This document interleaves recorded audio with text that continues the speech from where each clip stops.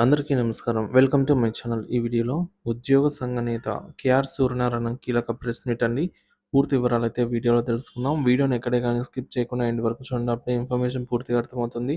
Video చూస్తున్న ప్రతి ఒక్కరు వీడియోకి లైక్ చేయండి ఫ్రెండ్స్. ఈ వీడియోని తోటి ఉద్యోగ పెన్షన్ మిత్రులతో అయితే షేర్ చేయండి. అలాగే కొత్తగా మన ఛానల్ చూస్తున్నారు. ఇంకా సబ్స్క్రైబ్ చేసుకోనట్లయితే వెంటనే మన ఛానల్‌ని సబ్స్క్రైబ్ చేసుకొని దీని ద్వారా నేను చేసే లేటెస్ట్ వీడియోస్ అన్నీ మీ వరకు రీచ్ అవుతాయి. అలాగే మన అఫీషియల్ వెబ్‌సైట్ అయినటువంటి ఏపీఎంప్లాయీన్యూస్.కామ్ ఉంది. సో, లింక్ డిస్క్రిప్షన్‌లో ఇచ్చాను. అక్కడ కూడా లేటెస్ట్ అప్డేట్ న్యూస్ అయితే అప్డేట్ చేస్తూనే ఉంటాను. ఒక లుక్ అయితే వేయండి. ఇక ఆలస్యం చేయకుండా వివరాల్లోకైతే వెళ్ళిపోదాము.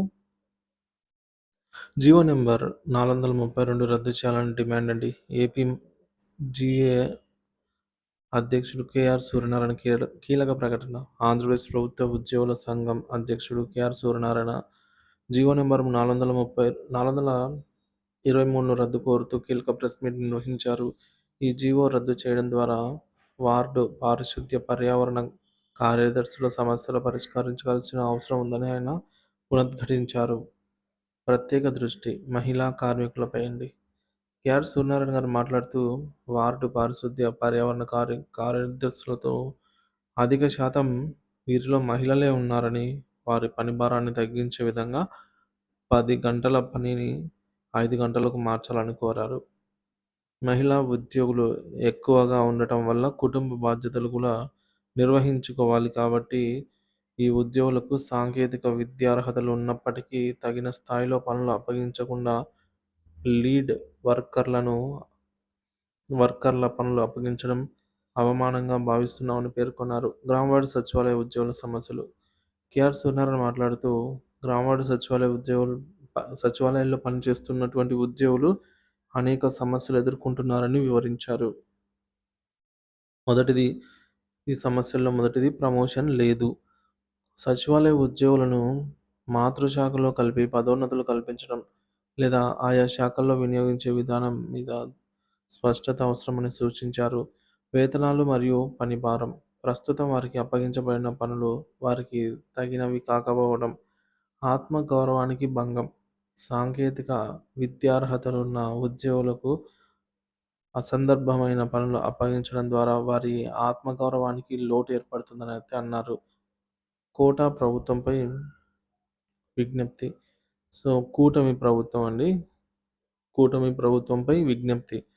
కూటమి ప్రభుత్వం ఈ సమస్యల పరిష్కారానికి త్వరితగా చర్యలు తీసుకోవాలని సూర్యనారాయణ గారు విజ్ఞప్తి చేశారు.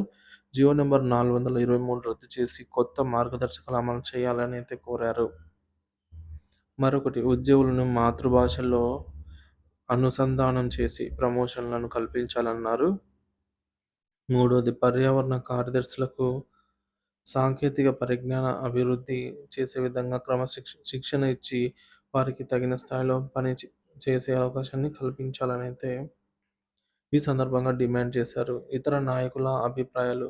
గ్రామ వార్డు సచివాలయ ఉద్యోగుల సంఘ అధ్యక్షుడు అబ్దుల్ రజాక్ మాట్లాడుతూ ప్రభుత్వానికి సంబంధించి విధానపరమైన స్పష్టత అవసరమని అయితే పేర్కొన్నారు.